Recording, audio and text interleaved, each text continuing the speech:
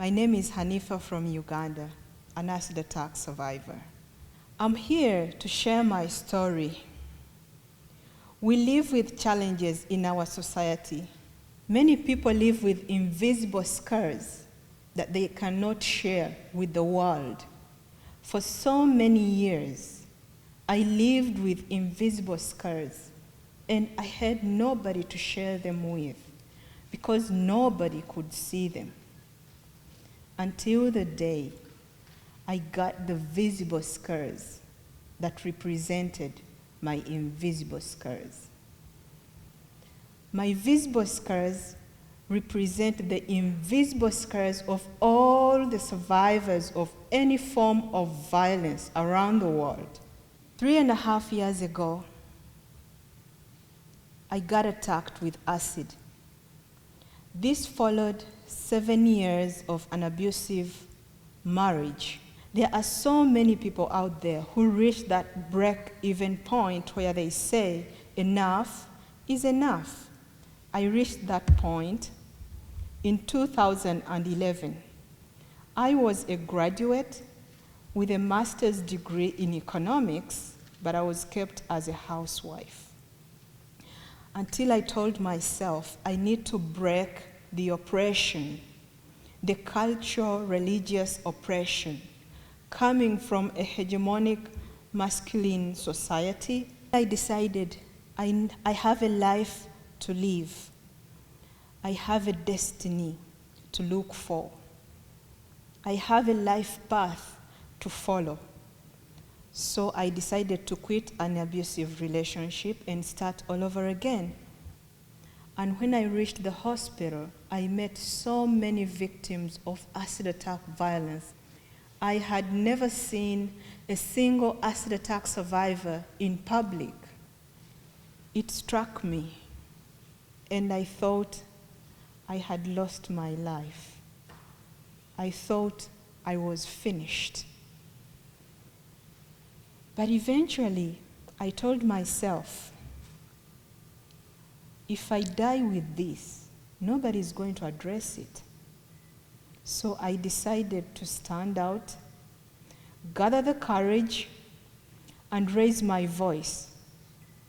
I started speaking against acid attack violence, and I started telling my story of the abuse, the violence, the oppression that I had gone through.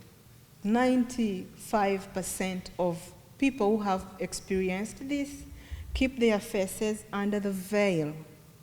I kept my face away from the public in fear of being shunned, in fear of being ostracized. Until after 7 months, I said, I have to live my life again. This veil will not define me. I will display this face to the world to get used to it so that I can move forward. At 7 months after my attack, I unveiled my scars because I felt it was therapeutical for me to show my scars that represented my invisible scars. It takes courage to unveil those scars.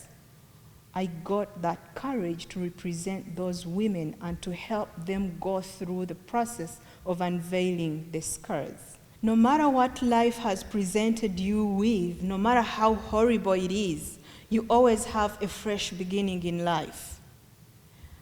As I stand here today, I represent women who cannot speak, but then I encourage them to stand out and speak, to challenge our perpetrators. We don't get justice, but the best justice is to stand out tall. We all have dreams in life, and as long as you still have a breath of life, as long as you still stand, look at yourself in the mirror. I don't care what you see in that mirror. What matters is what you see inside of you.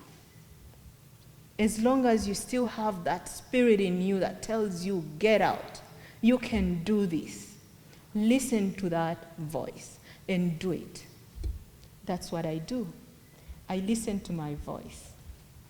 I listen to my voice, and I encourage all survivors all those who have survivors, all those who have relatives that have been survivors, all those who have friends that have been survivors, to stand on their behalf. Help them unveil their scars. Why do you have to grieve over something that you have lost already, when you still have a lot to live for? Let us look forward to what we can achieve in life and leave behind all that we have lost.